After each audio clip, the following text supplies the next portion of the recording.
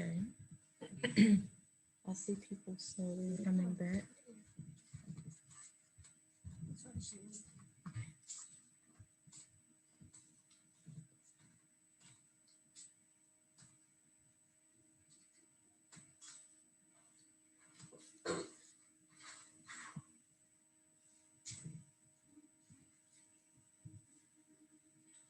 All right, so we'll wait about 15 or so more seconds and get back started.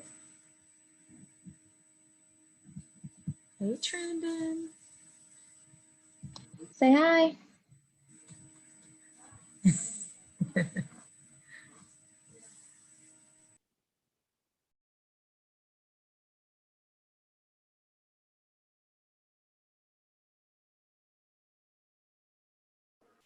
Trendon, I know that's an act with your finger in your mouth, like acting like you shy. Okay, I have seen you perform, young man. Are you shy? No, that's right.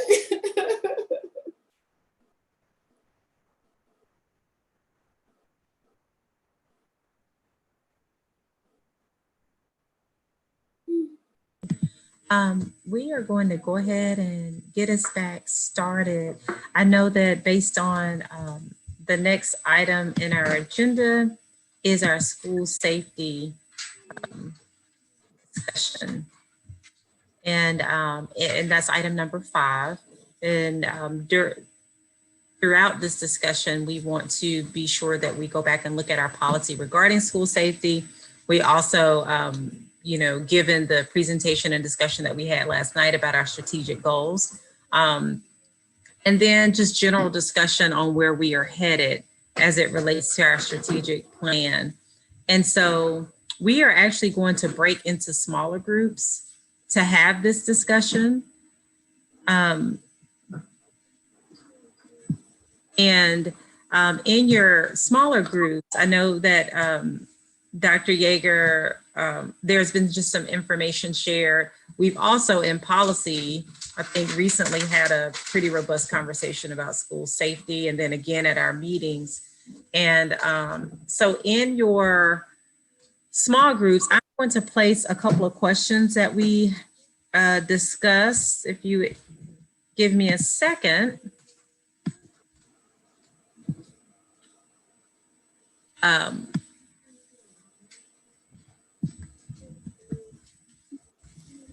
For you to discuss, and then we're going to share out just generally, and those are like, where are we heading as it relates to school safety.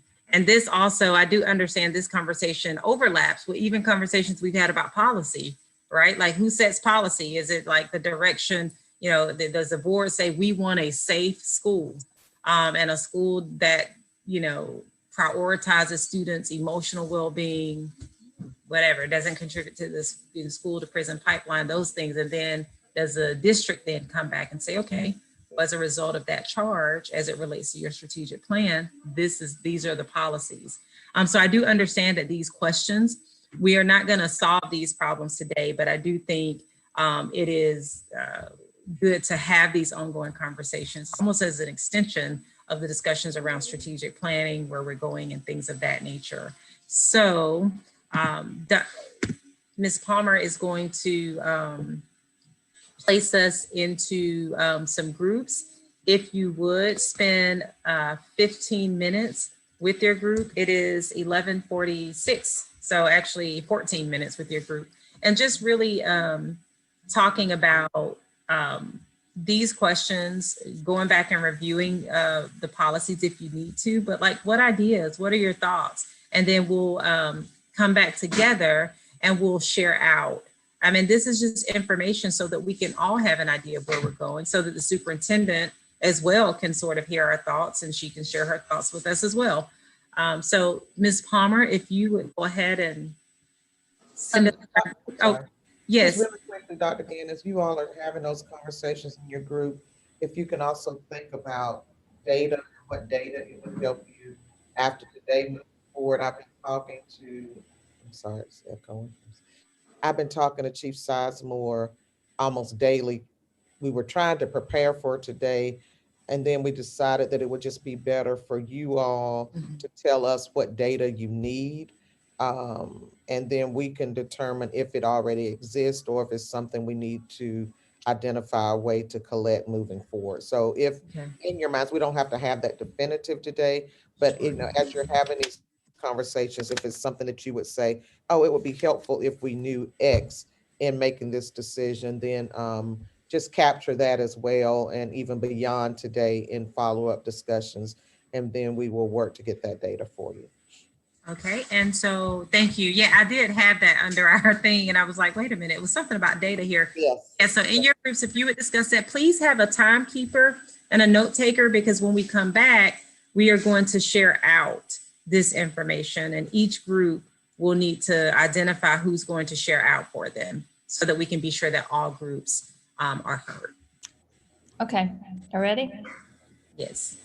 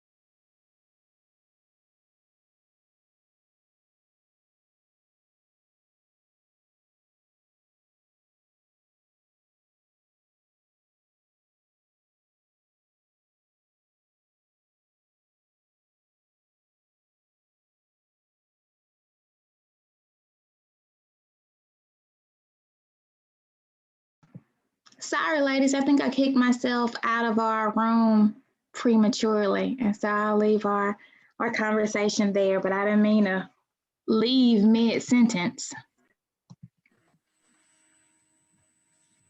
I didn't know if Ms. Palmer had zapped you back.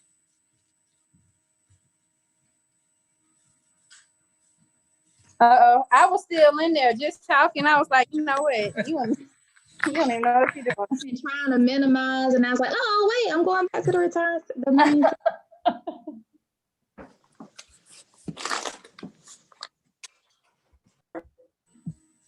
right. I think we have everybody back.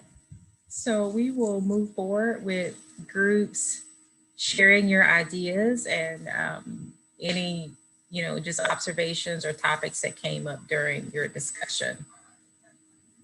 So let's open it up to the spokesperson for those groups. So I'll go so I won't forget, since my group just told me I'm also reporting. So we talked about how a lot of work around safety and security is actually policy work. And there's a lot of growth for us as a board and as a district if we can make sure that our policy is implemented with fidelity.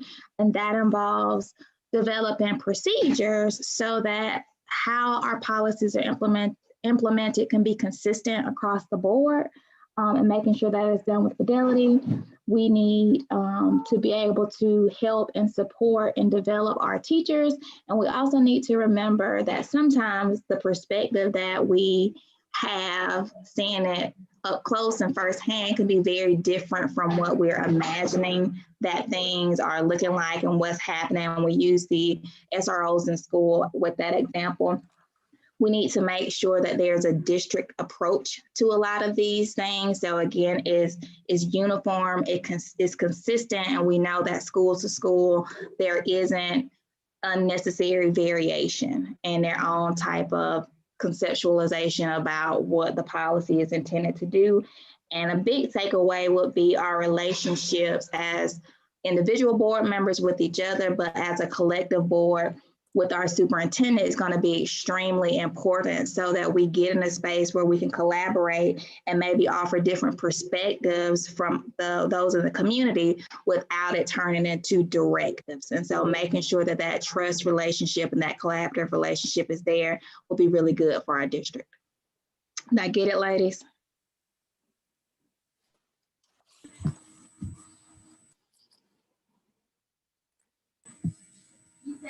Thank you, Ms. Hall. Our next group. I can try to summarize group 2, which was Dr. Maddox and Ms. Davis. First of all, we started talking about where we are, which is in a really bad place based on the Richard Welsh report. We have very disproportionate impacts of discipline on Black students, and we need to fix that as soon as possible. So we actually framed this as a crisis.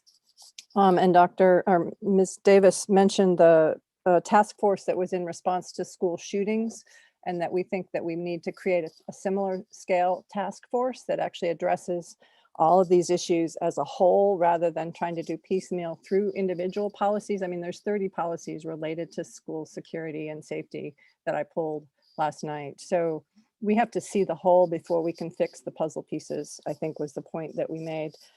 So we would encourage some sort of a task force that partners with juvenile courts, the judges, juvenile justice, DFAC, Envision Athens. All of these groups are working on different aspects of this puzzle.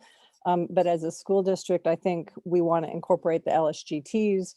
We want to incorporate more parents, and we actually need to listen to the students about how these policies are impacting their lives with a more bottom-up approach. My guess is that the others are working kind of top-down. And as a district, I think we can work bottom-up. I think maybe they can add if there's anything I left out. Awesome. Thank you, Dr. Yeager. Was there one more group? Yeah, it was me and Dr. Anderson and Mr. Davis.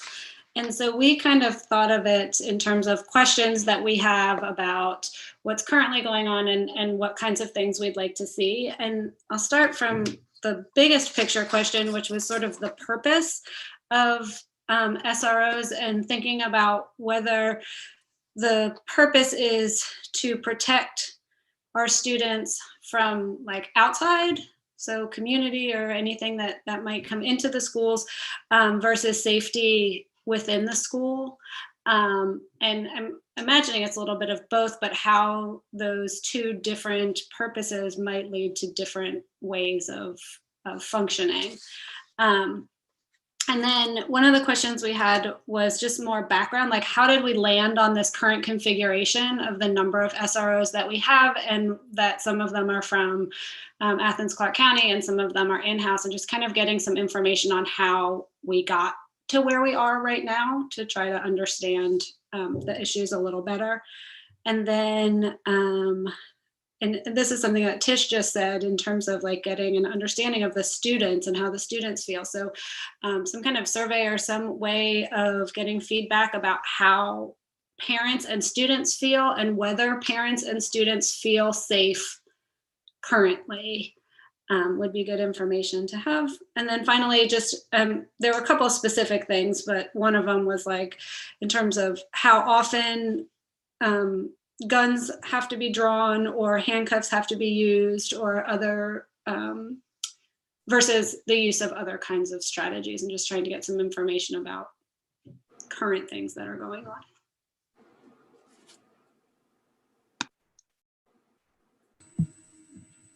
Dr. Dykeman, you said frequency of guns, and what was the other one? I'm sorry.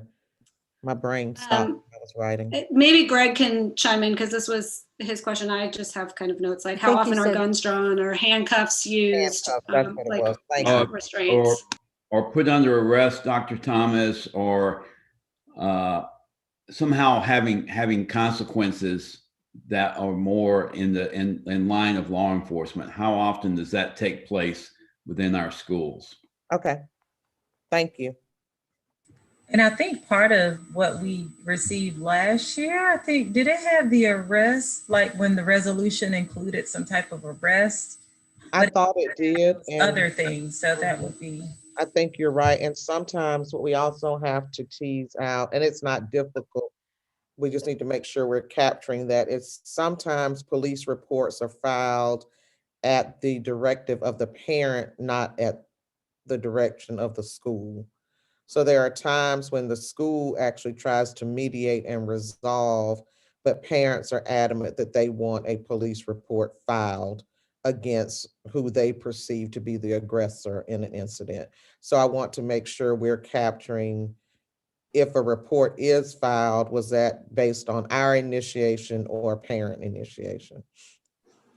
I think one thing, Dr. Thomas, that's really important, at least to me, is gradations. I mean, there's a big difference between someone in uniform who is armed versus on a continuum, someone who is designated as security in a building that is not even in uniform, that simply has a badge. I mean, so I don't, as we take this out to the broader community, I think we need to kind of tease out what are the different ways in which security can be maintained, even within the concept of folks who are designated as security. So all of our security officers are in uniform. It's just what equipment goes in addition to that uniform. So our unarmed security officers are still in uniform. It's not just a badge, but I understand what you're saying.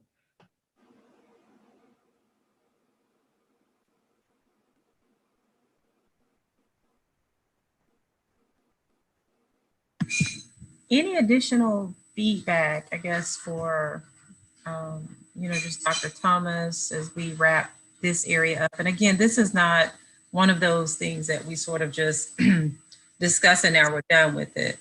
but, we did want to create the space since it had garnered a lot of discussion in policy and even beforehand. And I think maybe even last year when we started to think about the renewing the contract, and it'll come back up.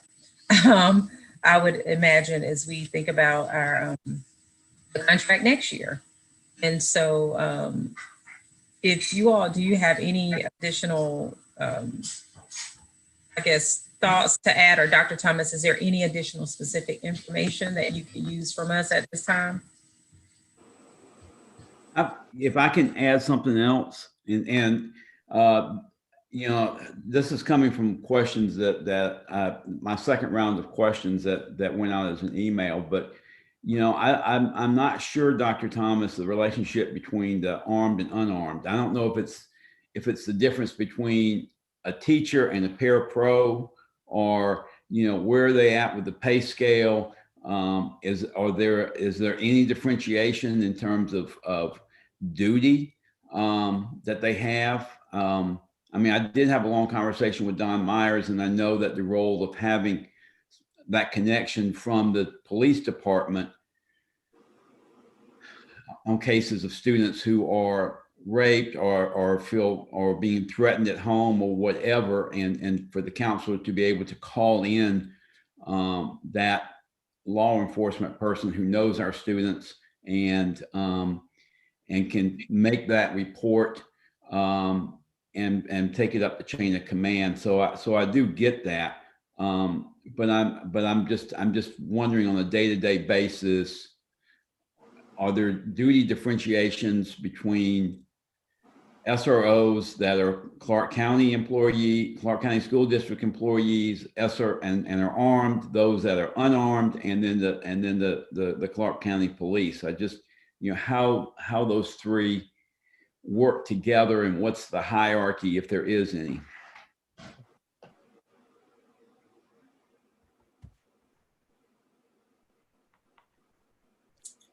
All right, I'll compile all of that information. I can answer some of it, but I'd rather just wait and have a complete report. I have a question about that. And so what would that tell us?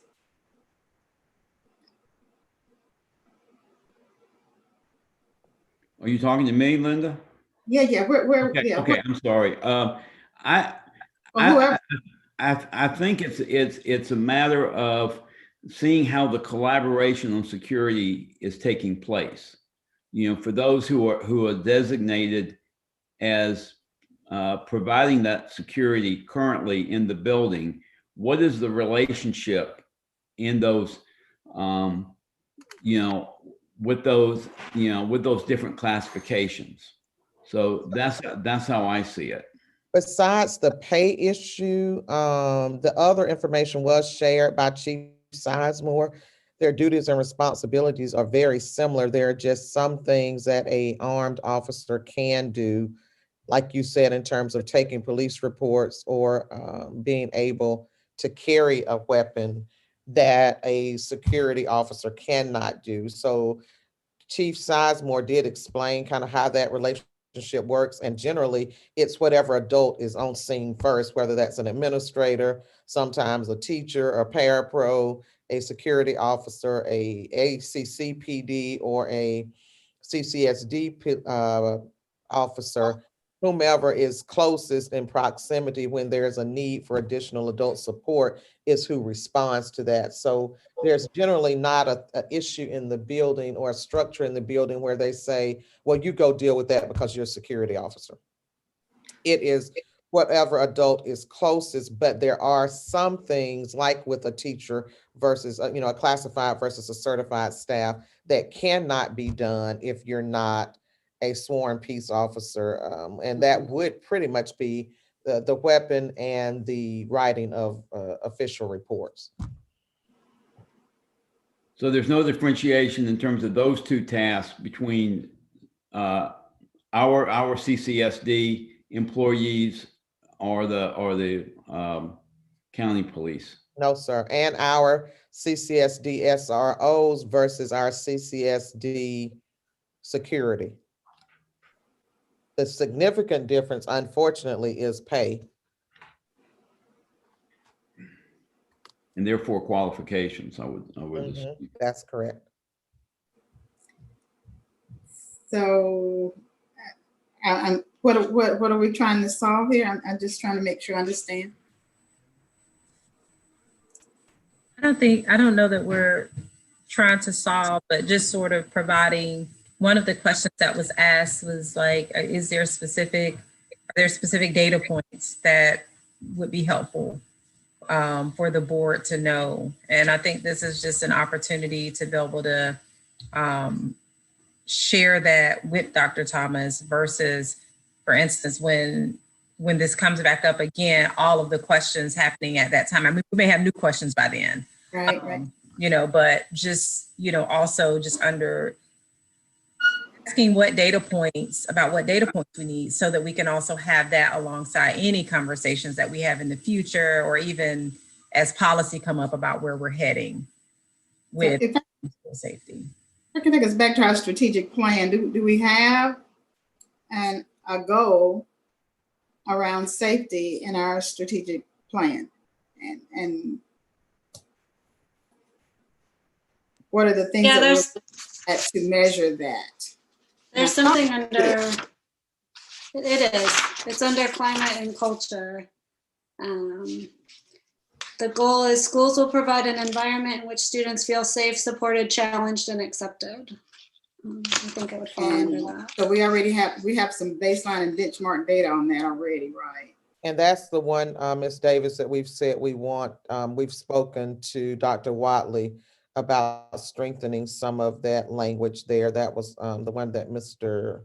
Harris and I referenced last night, that we would like to see that strengthened based on the conversations we've had with the board over the last couple of weeks, and then inclusive of today's conversation. Okay, so I know that that kind of led us to some conversations at one time about looking at the, not the safety plan, but the crisis plan, and the proprietary nature of that. And I think that we had a conversation about that. And so that could be satisfied with making sure that the entire board is aware of that plan and what's on that. So I hope that hits our calendar this year. But then beyond that, I know that there's some work in the community around capping up, trying to do something with that school to prison pipeline. And I know that work is happening in Envision Athens in the safety committee. So that was part of what my contribution was to our conversation, is that in addition to what Tish said about having so many policies that are outdated and that don't match what we're currently doing, just that overhaul of that piece to actually say, as a district, this is what we believe for safety. I just wanted to make sure we had that linked back to our strategic plan so that we're all marching to that same sheet of music, or that would be helpful. And then also making sure that we engage, and I think Mr. Fisher did say in our last Safe Athens meeting that he would make sure that Captain Sizemore was aware of this committee meeting, that he could participate in and be an active part in that. I think that's going to help us as well. But I just want to make sure that we are responding to a strategic direction and something that we're trying to accomplish. I noticed from the email that I got from Mrs. Bagby that I did share with everyone, her concern was about the statement of guns in schools. And so I didn't know if that was what we were trying to address or where we were going with that, or if that's already settled, because that's a national agenda item. And so I don't know how we as a district address national agenda items. Well, I think a lot of this has to do with just that these are good conversations to have as we look at our strategic plan. And as a district, ask for feedback about our strategic plan. And so I think that's why it was captured here. I don't know that it was put here to necessarily solve a problem today, because it is a wide problem, as you all have indicated, that may take in addition to the strategic plan, may take a task force, may take other things. But yeah, this was just to provide a space to be able to give some feedback and any further discussions about school safety. If I may move us forward, Dr. Thomas, I'm going to defer to you before I move us forward. to see if there's any additional information you need or any points you would like to make before we move forward to our last discussion. No, ma'am. I was just trying to capture the comments that are in the chat and just look over and make sure I'm capturing that in my notes, but I think we're good. Okay. And so as this is Dr. Yeager.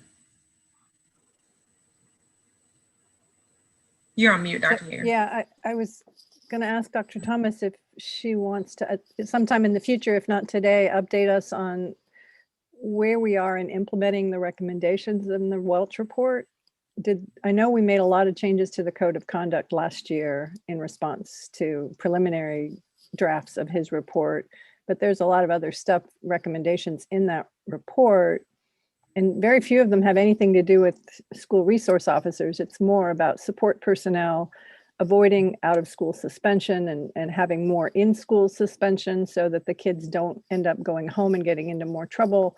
They actually are supported in their needs within the school bounds and they come to school, but it's in a separate area, that kind of thing. We talked about that a lot at Cedar when I was on the LSGT. So anyway, I just wondered, you know, we're all very focused on the guns and the police officers because of Black Lives Matter, obviously. But I think if we look at this report, which is quite extensive and has had a lot of research based on the numbers in our district, you know, he's already done a lot of work. Maybe we need to reread that report or at least address his recommendations as, yes, we're going to do this, or no, we're not going to do this.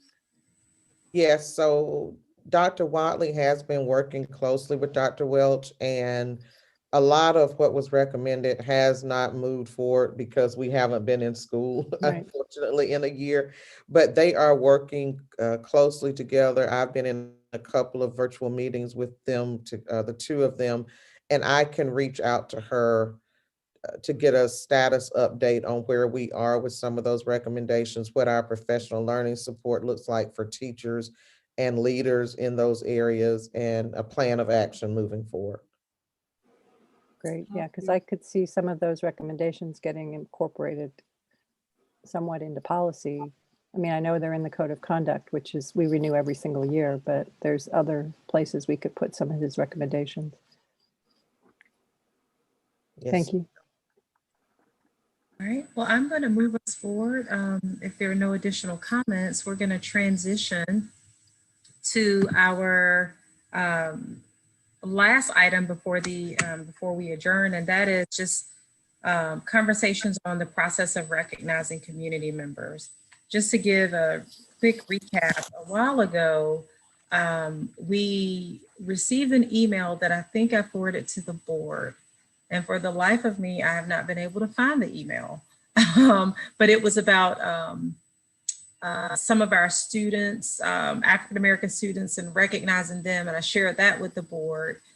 Within this past year also, we have made decisions as a board to name certain facilities or rooms, I should say, after individuals.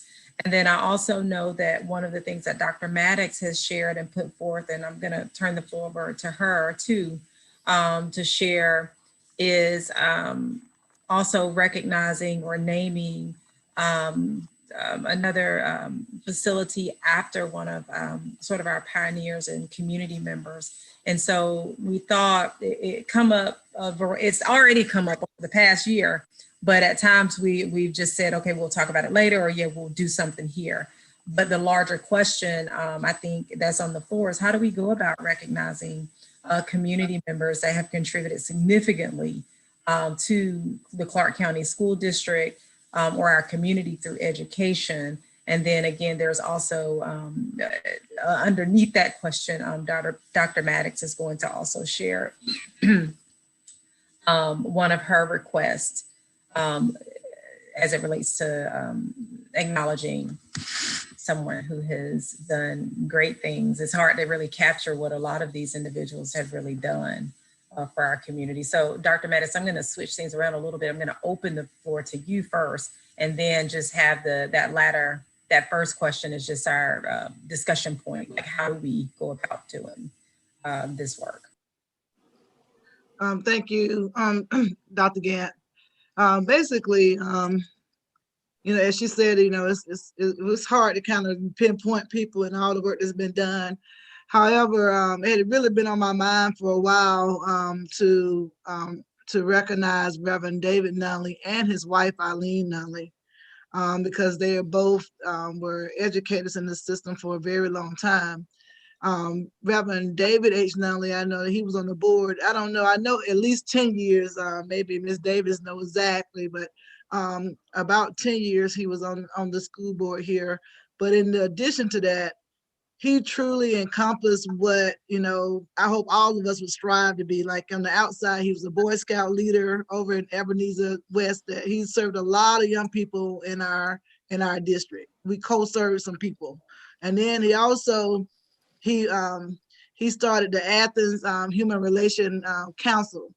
And he has given thousands and thousands of dollars to, you know, he's raised thousands of dollars to make sure that for years, students who may not always be the one that would get that scholarship, you know, from other places, to make sure that they felt good about moving forward and encourage them to go on to college. And he even did that earlier in his life with people my father's age, making sure that they understood how to get into college, how to get into HBCUs. So many of those people walking around right now are, you know, college educated because he gave them that step and that push to do so. And so I just think it's only fitting. And then Miss Eileen Nunley, she taught in Vernon Harris and Athens High School, all Black school. Then she went into and taught when the schools was integrated, and she taught at Cedar Shows until she retired. And then even then, she didn't retire. She continued to mentor in the community. She taught French. She did a lot working with young people on her own accord, but she also supported her husband. So I just believe that that this should be there should be some recognition for him and her in a room, and that's what I want to bring forward.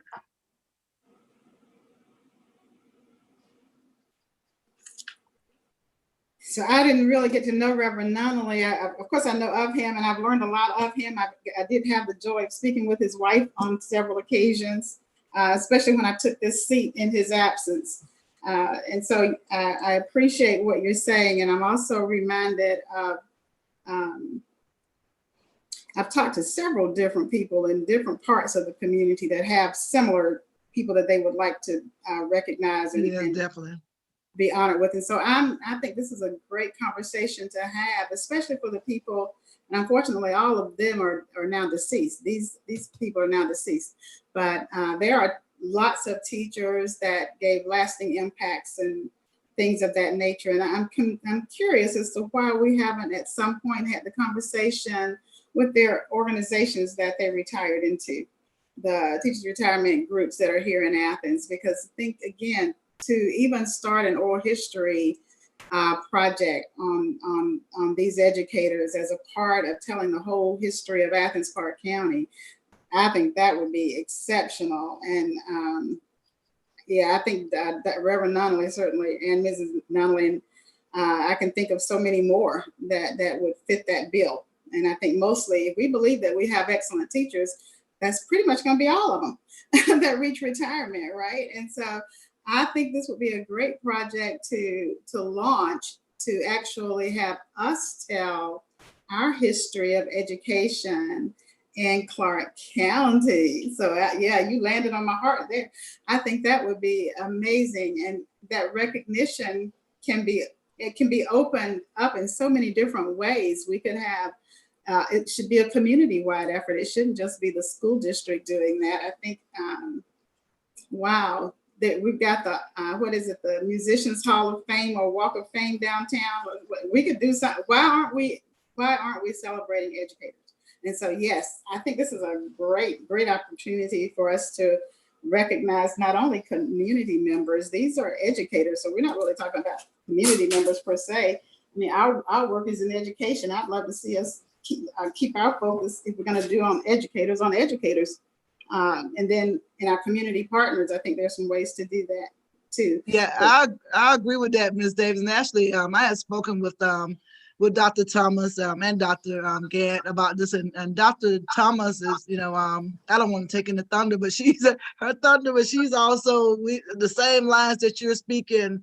There, we have had conversations about those things. I'm the same way. Both of us with the Athens Black History Bowl, so we got all the history and questions down pat with who integrated the schools. A lot of good information, and we definitely need a place that recognizes all of these people. I just thought that, with Reverend Nunley, with him being a board member, plus he has given a lot to this community. Not only did he and his wife educate, but she educated here in Athens, but he also have put his money where his mouth is in terms of making sure that our kids get into colleges and help them to further their education. Not to say others have not done that, but he has been a forerunner, which is why I put his name forward, because he's gone beyond what many of us still would do even right now. Not to say anyone else is not doing that. And I know that Dr. Thomas,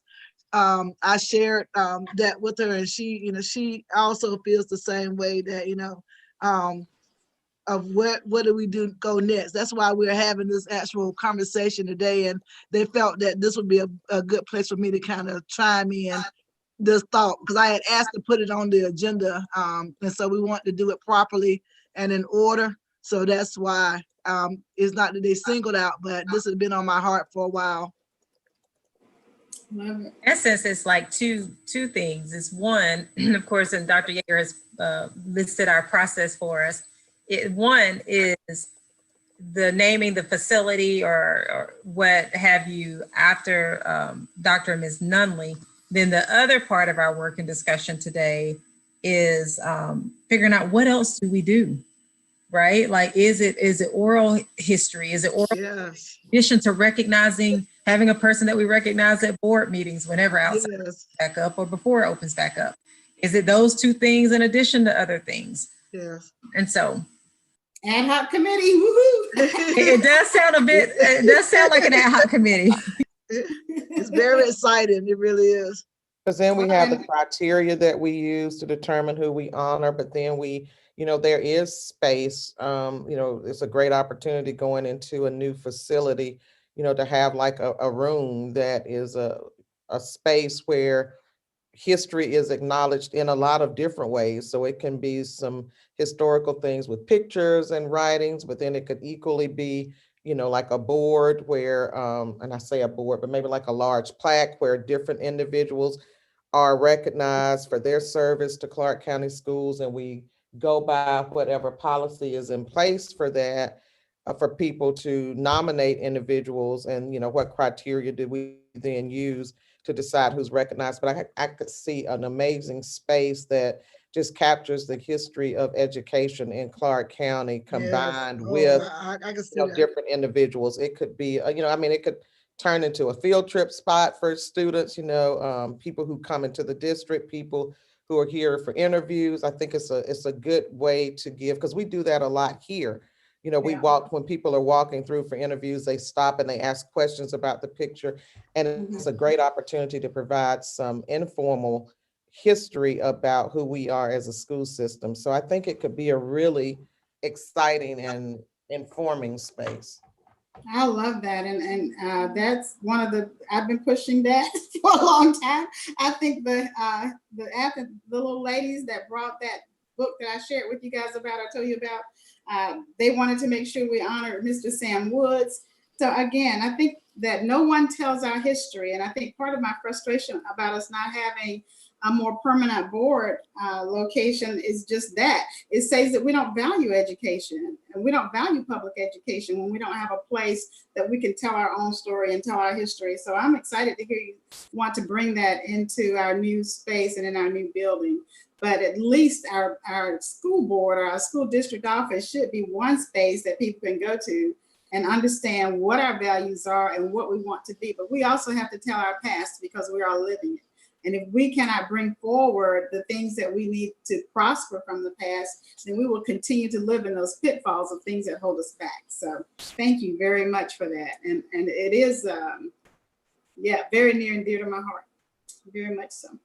I want to. Community work. I just want to say that as a retired educator and retired member of GAE, I really think that we have not done a good job utilizing our retired teachers, and I think someone said that, and I think that's exactly true. I don't think we call on them. You know, when they retire, we give them some type of glass globe, or I got stars coming out of a board, but I don't think that we really look upon them as still being engaged in the school district, and I think we've really missed an opportunity. And so this to me sounds like a perfect transition into maybe doing that. And I think it was Nicole that put in the chat about having a display, and you know, we could have, again, this would be the labor of retired educators that we draw from for both the finances and the effort and the exploration. But we could have a portable display panels that would go from school to school, and then have retired educators there at certain times to explain what could not be explained with just a few words. So that would be one way that I think we could utilize the retired teachers, retired educators in general, including all staff. And that timing is really good, Mr. Davis, because I've mentioned that I've been working my way right now around 21 schools, and that's kind of time consuming. But starting in February, we have a list of community groups and organizations that I'm going to start trying to meet with. And the Retired Educators Association is one of the groups. Mr. Harris and I've worked, and I think we're up to 25 different groups, and we're trying to prioritize where I start that. But meeting with our retired educators and engaging with them, and it's probably going to take me a good 6 months to get around to all of those groups. But that's one of the ones that we said we really need to reach out and get them bought into our work and our vision as a school district, and to help us promote what we value as a school system. So, I think pulling them in, this is a good time to start looking at how we utilize them in our work as well. That's awesome. Thank you. And so I'm wondering, so it's a few different thoughts. One, I want to just sort of echo what you mentioned last night, Dr. Thomas, with the intentions of adding another staff person, because I just can't even, I do know that you're operating with absent a chief of staff. And I do know that as we look at how do we really begin to engage, like strategically, continue to engage strategically, but differently perhaps, I want to just sort of not remind, but I also want to be sure you have the support that you need to be able to do the work in these different areas. And then also it sounds like, as you're doing that work, it sounds like there are, again, the issue before us then is like, how do we move forward with that first step that Tish placed in the, that first step of policy, right? So how do we, take that first step if there is consensus around Mr. Nunley, but then also what does the board do for all of these there's so many other people, and it does really sound like an ad hoc committee to at least get that work started or have those conversations could be useful. But I also know an ad hoc committee will pull from your resources as well. And so I just wanted to put those or need the resources of the district as well. So I just want to put those thoughts out there. And I thank you for that, Dr. Gant, because sometimes, and I hear honestly, all of you, particularly those who have been on the board, echoing in my mind, and I need to give myself permission to say, okay, we need some help. And I think sometimes you try to go so far the other way, you can overcorrect, and so I know there have been concerns about positions being added, and I don't think this is necessarily an add, it's a replacement. But I know there have been community concerns, some board concerns about whether it's consultants or programs or expenses. And so I have to be realistic about what's being asked of our team and how much we're taxing them and adding to them, and not pushing people to a breaking point where we're no longer effective in doing what we need to do. And I know personally that's something I have to just be honest with myself about, that I'm like, okay, we can do it. We can do it. We don't need to add anything. We can do it. And this is a time maybe where we need to honestly look at structuring. And we are having a district, just a team retreat in 2 weeks. And one of the things I had put on there was organizational chart. And how are we doing the work? What is the work? And then how are we dividing that work? So this conversation is perfect timing, because I probably am asking too much. If I'm honest about that. We work night and day, weekends. I've been here, but Mr. Harris has been with LSGTs.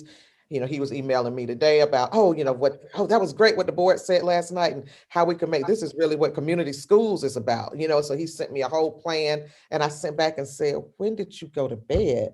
And he said, well, I heard what they said, and I wanted to synthesize that information while it was fresh. And, and he sent research, this is what the actual community schools, and that kind of hit me this morning. I'm like, am I putting that kind of pressure? And I don't think I am. I think we have a great team that really is invested in turning things around for our district. But I need to make sure people have the support that they need to do that, and the resources, and that they're not stretched too thin. So I hear you all, and I need to step back and really look at how I support our team in being able to do the work and not push them too much. Because everybody has a point where you just can't do anymore, and you really can't do it well when you're doing too much. So I'm so happy to hear you say that. Yay! I'm reflecting. It's a good growth mindset. I told y'all this morning, I'm trying. It's so hard because I just, you just want to make it work, and you don't want to, but sometimes for it to work, you have to have the people in the right place to do that. And Got to have the people, yeah. And I'm sorry, because I didn't mean that as like a public reprimand or correct. I just, as you were talking, as you were talking. So I'm sorry, because I know it's not about intention. So I don't know how it. No, I didn't take it that way. I just wanted to. Like our old pastor used to say, it's not my fault if you were standing in the road when the Bible came down the street. So I wasn't coming at you, but it was at me. It wasn't, but I mean, that's realistic. But that's what I like about these conversations, our ability to be open and honest with each other without judgment, but in a supportive way, that we just have to honestly assess what's needed if we're going to do what we need to do. If I want Mr. Gaskins to really focus on moving the needle for learning for all of our kids, 80%, 100%, looking, at the data, what we're doing, should I also add 5 or 6 other heavy things to his plate in addition to doing that work? So that's the conversation. And no, I shouldn't. Not and expect him to really be able to monitor what's happening with student achievement. And so I didn't take it personal. I needed to hear that. This is awesome. I'm excited, and it's probably our strategic plan somewhere, but okay, if it's not, we need to make sure we make it there in order for it to happen, because I don't think we should be working on anything that's not a part of our strategic plan. We're recruiting and training and retaining staff, and you can't retain people if you have unrealistic expectations. Right. Or if they change every day. Yes. True. Yes, that's very important. True. Yeah, turnover. So where do we go from here? Dr. Yeager, I know that you placed, there was some policy information. What would be our next step if there is consensus about moving forward with the starting the process to name an area, a room, or a facility, or what have you, after Dr. Nunley. Can we do that before we actually have the physical space, or can we go ahead and start that process? Oh, is that the recommendation, to name a room? I'm putting that out. That's my understanding of the recommendation. Okay, I didn't hear that. But please correct me, Dr. Maddox, if I'm wrong, and others if there's not any consensus, or if you have. That is correct. Oh, That we is got a correct. policy for that. Yeah, so if you'll permit me, so the policy we have, and we chose to do an end run last year. We ignored it completely, but the policy as written is, we have a room, please submit names with CVs or whatever, resumes. Everybody can submit too, and let's pick from those to name this room. That's how the policy is kind of written, is we've got this room, we want to name it after somebody. Who are we going to name it after? Instead of what I'm hearing and that I saw last year, we've got this amazing person. How do we want to honor them? So if we want to, and it sounds like there's a lot of amazing people that we want to honor, it almost feels like we need to either rewrite the policy, or I would actually suggest leaving this policy in place, I suppose, if we want to keep this orderly, how do we name a room or a building? But we have something else, that we create something else, whether it's this Hall of Fame, or, Hall of History, or Hall of Honor, or some kind of a place where individuals can be nominated to join this Hall of Fame, Clark County School District Hall of Fame. It would be, your name and your picture would go up in a room. The whole room or the building wouldn't be named after you, but you would be in this Hall of Fame.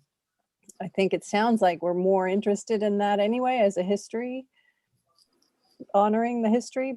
But otherwise, we have to, if we're going to follow, if we're going to keep this policy as it is, it has to be more open. We have this building, we have this name, or this room. We can't just do one-offs and ignore the policy.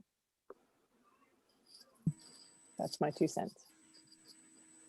Well, one thing that does concern me, and I certainly was very enthusiastic to vote for naming our board offices, our new board offices. That was just the boardroom. Well, yeah, boardroom. I'm sorry, yeah, boardroom for Vernon Payne. But I do question about doing that when people are still alive. And that's something that I don't know if other people share, but I feel like it's kind of a culmination of a life, so that would be one thing that's not in the policy. The other thing that is to me not clear to me, and I was trying to look it up. I know you posted it on the chats, but whether or not this should be, in terms of naming something, that a building or even a room, that this is a community effort, so that we just don't among ourselves decide this is the person that we need to honor, but it's a community. And I think it does more respect to not only the person that was selected, but even the people who were nominated. And so I think there should be a place where the community can come forward and make nominations and be able to honor these people simply by a nomination.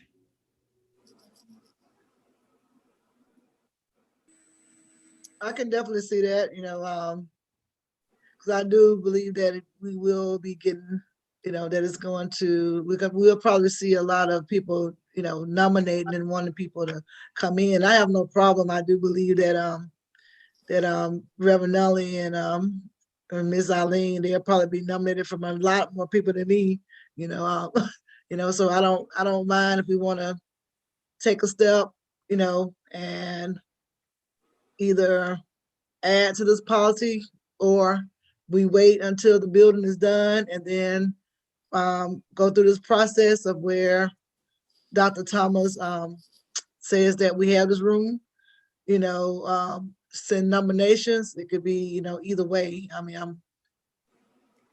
want what I want, but I'm definitely always in a place of wanting to do things in the right order, and that's not going to cause a lot of stuff, because I don't want that to be tied to a name, to me nominating them. I'd rather not do it if it's going to cause a lot of riffraff. I didn't even think about it. I just thought that, I think that based on what he's contributed, that's kind of a no-brainer that he would be, but that's me.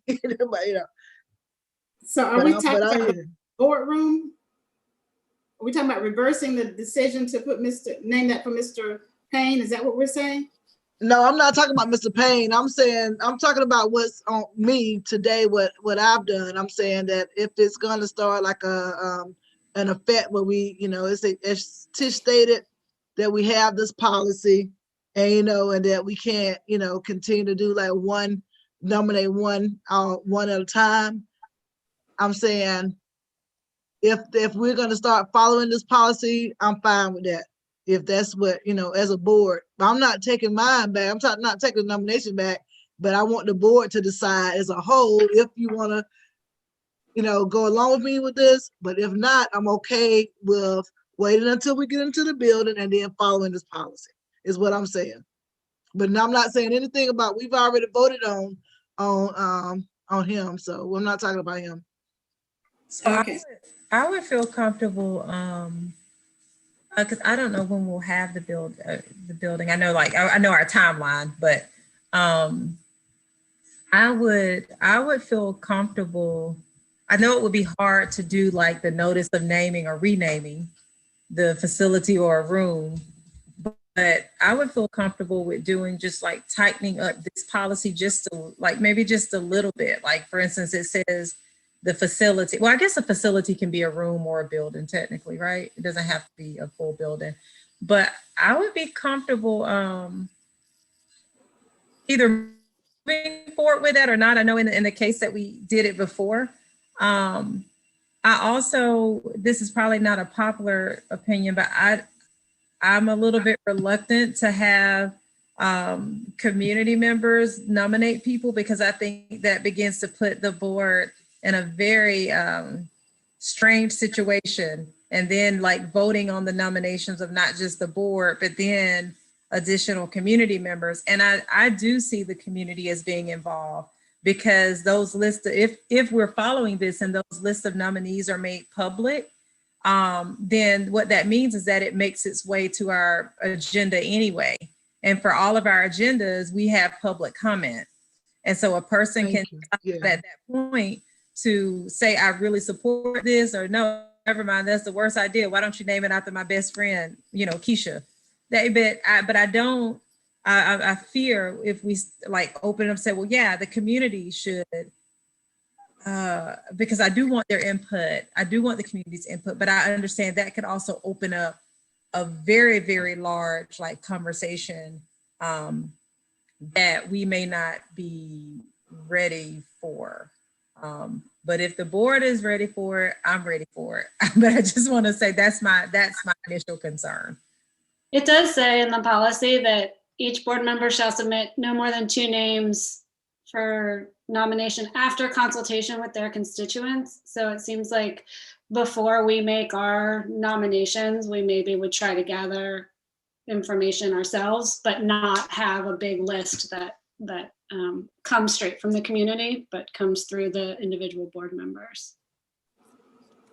I would still like to get kind of some feedback, and because once I get it, and if I'm outnumbered, then I just drop it. But I do feel uncomfortable naming anything after people who are still alive, because of kind of the very reason that, well, I want to make sure this person knows that I really honored them. And so I'm pushing that name forward versus someone who has passed on, or a couple who have passed on.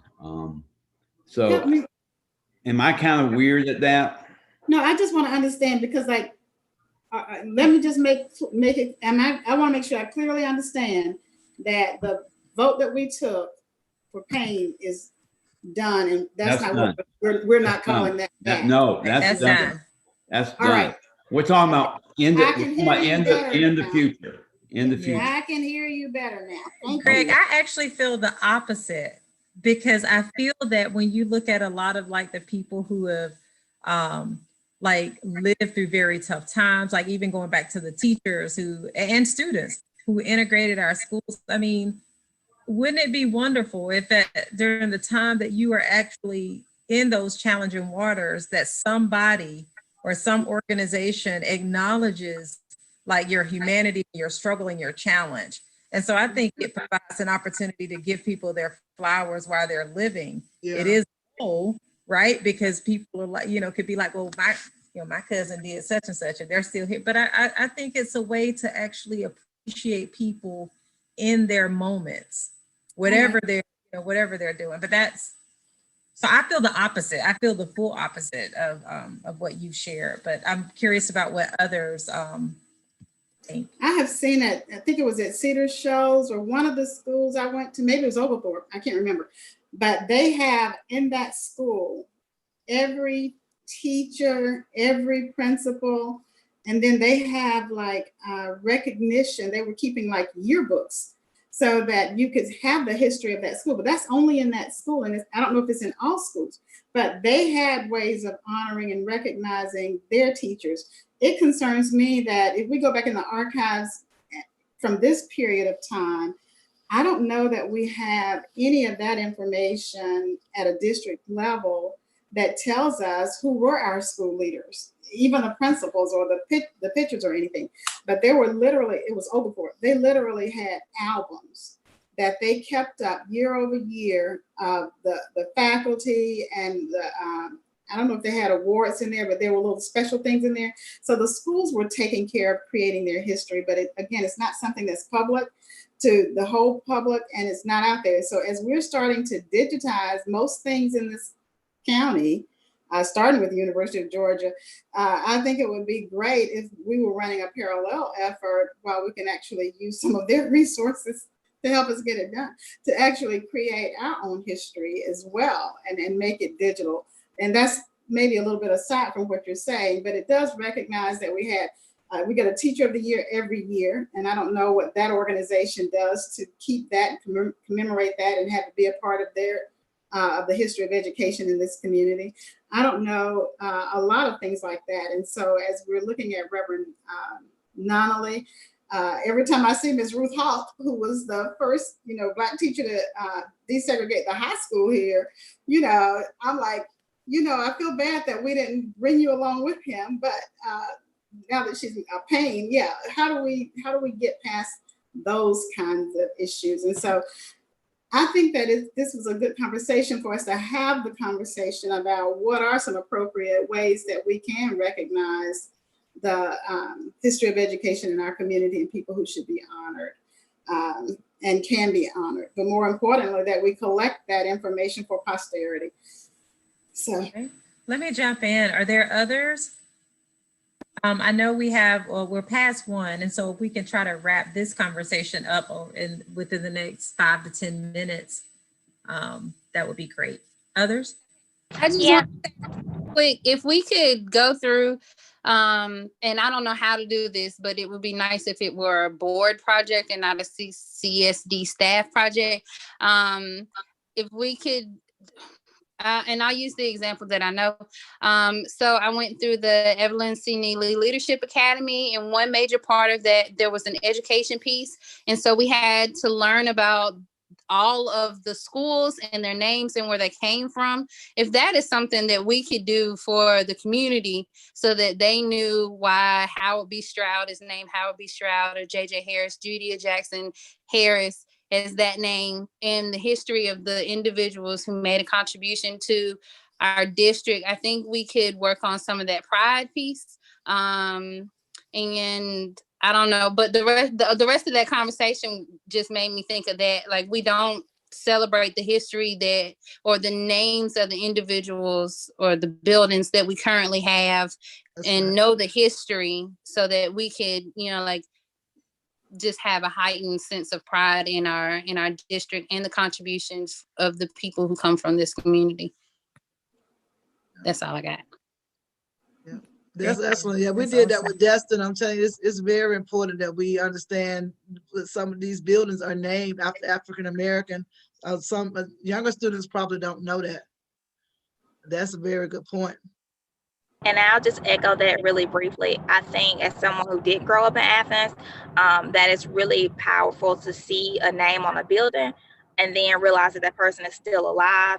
And I wonder what that does for our young people. When I got to see Dr. Worthy, it's like, oh, he's cool. He seems like a really nice guy. But then I go and I see his name is on a building and now I'm intrigued. And I want our youth to have the opportunity to be able to see a living legend, to be able to learn about this person and then sit down and go and have an interview with them so that they can learn and build upon that legacy.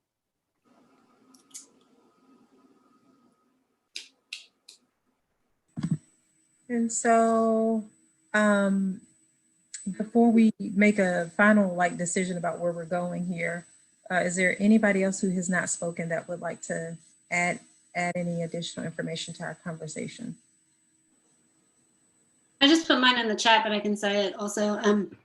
Well, first, I didn't put this, but I think living or dead is fine. I don't feel strongly either way. I think there are benefits to both. But in terms of starting a nomination process, my opinion is that I would like to know at least which rooms we have in mind before starting the nomination process. It doesn't mean we have to be in the building, but if we know what rooms we're going to have and which rooms we think we would like to have names for and how many we would want to have to name, then I think that would be helpful to know, especially given the fact that there are probably going to be a lot of people nominated. So to me, knowing if we're going to have multiple rooms that we're going to name or one room, that would be helpful before deciding who they'll be named for. I think this is when an ad hoc committee would be good because there are so many people who could be honored and recognized, and what takes the criteria from an entire room to a space in a room, right? And so I think having a room allows us to honor a lot more people than having a room for multiple than a room for each individual, because I just think it really narrows down, but we could capture and acknowledge the service of so many if we had a space for all versus a space for each. That's just my. And so, Dr. Yeager? I just totally agree with that. And I think we could make a new policy for this kind of historical honoring, and then let the district work out how they want to present this Hall of Fame, but create a Hall of Fame as a history for our district. Okay. I don't know if it doesn't even need to be a policy, but it could be a new policy. Right. And so am I hearing, but please correct me, I'm trying to pull together the themes from what people have said. So should we move forward with or should we delay saying that we're definitely going to name this particular room or facility until we understand, until we know at least what the room is going to be that we recommend naming after Dr. Nunnally? And then secondly, create an ad hoc committee to look specifically at ways in which our district and our board, just different projects, be it Hall of Fame, oral histories, future future rooms, but an ad hoc committee to look to do that other continuous work. So I'm hearing two different, I think there's consensus around the Dr. Nunnally, but then there's also consensus that we want to do more and we want to do something. So would those things be okay that we don't necessarily, that when we know more about the facility, we move forward with going through the process that exists right now, which is that we will notify, I think that first thing said you notify notify the public? I can't find it. The first step in the policy. Yeah. Notice of naming or renaming of a facility will be given to the media for public information. So maybe we do that once we have a little more information about our new space. But then we also go ahead, it sounds like there's consensus around the board to create an ad hoc committee for a particular timeline for these purposes, to explore different ways, or maybe even facilitate that work. I don't know, but at least to begin conversations there. Am I missing something? Did I misinterpret? Yay, nay, half of that, one of those, none of that? I just want to be clear. So are we going to accept the nomination for Mr. And Mrs. Nunley? Are we going to? I guess that I thought that we had leaned toward we were going to go ahead and accept it and then start whatever changes need to take place. That's what I thought we were saying. If we accept the nomination, wouldn't that still mean that we would follow this procedure? Like make a notice of the naming. We could skip. I mean, it's up to the board. The board could suspend its policy. That's what we did the last time and say, okay, well, there's already consensus, so we're not going to submit these 2 names. Everybody submit 2 names and then move forward, with public comment, like what would happen at a regular meeting. But you all have to help me out here with that. Ms. Davis. So I'm friendly amendment, and I don't know if you'll entertain this. West Broad is going to be renovated very shortly. And so there are halls there, there are buildings there are all kinds of things that we haven't made any decisions about, as far as I know, in terms of the early learning and what's going to happen in that space. That is also the neighborhood, it's their community. The Nunnallys live a block away from that school, and it is their hub right there, where I think this would be even a more appropriate space for recognizing and honoring them as well. And so I think there's space in a historic building like the West Broad to have historic recognition for a couple that has devoted their entire life to that community and and education. So. Mm-hmm. Mm. So that would be my thought about that. I think I'm perfectly fine with naming a room or anything, or a hall or anything, but I think we can again look around to see what makes more sense and what connects it to, exactly who they are. Those are my thoughts. Good point. Yeah, I think that's a great point.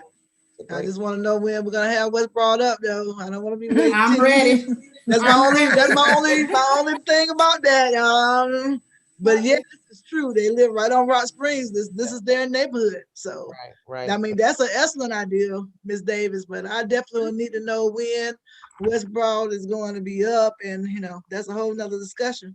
So 2 things. One will give some levity, and one doesn't provide as much levity. I'm writing this down though. The West Broad, because I've been on that. This has nothing to do with what we're talking about. We don't have anybody watching, do we? Is anybody Yes, watching? we do. How many do we have watching? A lot watching? Okay. There you go. Bye, off. I am not your attorney, but I am to tell you that this is live and will be recorded. So this might be a conversation for. Yes, and this is yes. I'll have that conversation later, but I will say for levity that I am going to nominate that we have a wellness room with padded walls in it and name it after me. I just looked at Lisa. I said, I'm gonna tell you what, my room. I have claimed and decorated my room. Hey, Dr. Thomas, we do have a room at Cedar Shoals like that. Is it okay? Well, Yeah, I'll work with you on that. Thank you. It is padded. It is padded. I need it. Thank you. Okay, so we'll keep that in mind for you. Keep it in mind. So I think I hear that there is general consensus, Dr. Maddox, but the what and when. So not if, but the when. And then I think I hear that there's general consensus with having an ad hoc committee. But please don't vote, but just, if I'm misunderstanding something, raise your hand, shake your head, correct me. Yeah. And so that's where I feel like we are. That's where we've arrived at, is that there's general consensus, but we will need to take this next, hopefully month to understand either more about the new property or more about the West Broad property. And then we can start that process. And then there are also some policy implications too, that even that ad hoc committee and Dr. Yeager, can communicate about.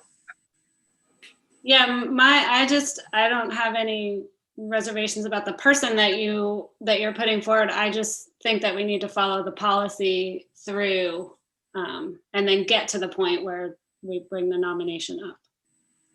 Okay. All right. And so it's like we'll be ready to follow that policy once we know a little bit more about those details, the what, when with West Broad and, the other property. Dr. Yeager, and then we'll get ready to move forward towards adjournment. I just wanted to mention that I recall during the last COC meeting that Mr. Gilbreth mentioned that they've hired an architect, or they're planning to hire an architect to get drawings made of the building so they can start working on plans. So those drawings are not available currently, and they need to be made. And that is in process, I believe. What building are you talking about? The Prince Avenue site. Okay, thank you. Okay. Well, so I know this is not fully resolved, but I do think we're at a place where we can know what's next, and that is get more information. Yes, there's consensus with moving forward with Dr. Nunnally and wife, but we'll follow as it is right now when we have that more information. And I guess I'll be in touch about the ad hoc committee. Okay. All right. Well, if all hearts and minds are clear.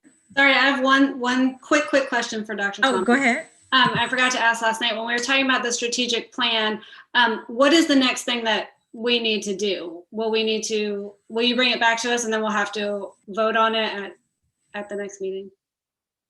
I'm just talking and I'm muted. I'm sorry. Mr. Harris and I are going to get together and try to capture the information that you all share, which really isn't a lot to the structure of the plan. It's really more things for us to consider with the action steps. So we're going to summarize all that, make sure we capture what you said, and then get that back to you within, hopefully, it might not happen by next week's meeting, so it probably will be March, but that March at the latest.